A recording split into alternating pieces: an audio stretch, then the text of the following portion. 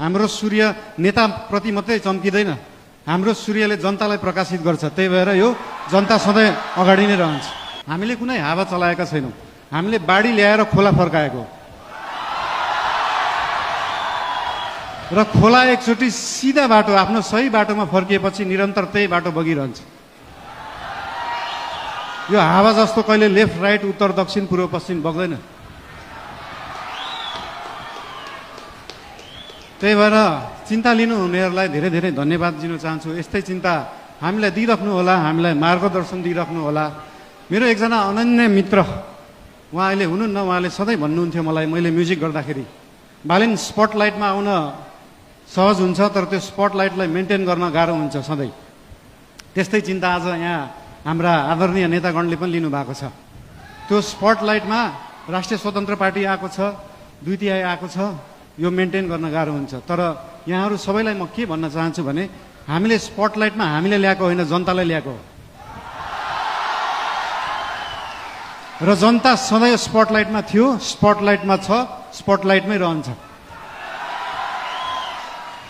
हामीले दिएको प्रकाश नेतालाई दिएको प्रकाश होइन, हाम्रो सूर्य नेताप्रति मात्रै चम्किँदैन, हाम्रो सूर्यले जनतालाई प्रकाशित गर्छ। त्यही भएर यो जनता सधैँ अगाडि नै रहन्छ।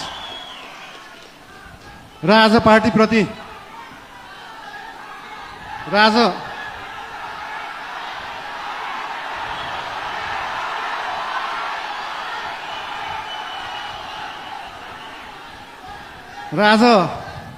पार्टीको विषयमा विशेष गरी कुरा राख्नुपर्छ भनेरै हाम्रो पार्टीको चिन्तन कस्तो हो, लेफ्ट हो, राइट हो, सेन्टर हो, धेरै चिन्ता लिइराख्नु पर्दैन। हाम्रो पार्टी विकासवादी पार्टी हो, विकास गर्ने काम गर्ने पार्टी हो।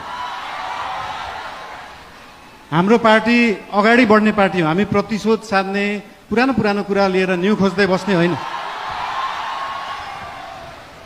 न्यू खोज्नु पर्यो, अगाडि बढ्दै गर्दा न्यू खोजिन्छ। कस्तो केसमा मात्रै भन्दाखेरि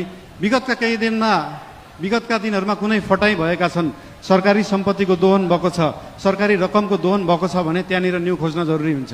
त्यहाँ न्यू खोज्छौँ हामी।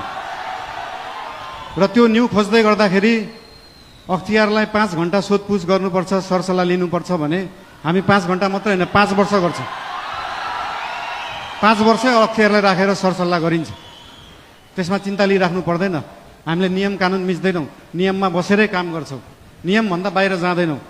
हाउभाउ हेर्दाखेरि यस्तो सोसल मिडियाहरू हाउभाउ हेर्दाखेरि अलिकति अनियन्त्रित देखिएला, त्यो देखिएको मात्रै हो। सबै चिज नियन्त्रणमा छ, कुनै चिज आउट अफ कन्ट्रोल गएको छैन। चिन्ता कुनै विषयमा लिनु पर्दैन। सीमाको विषय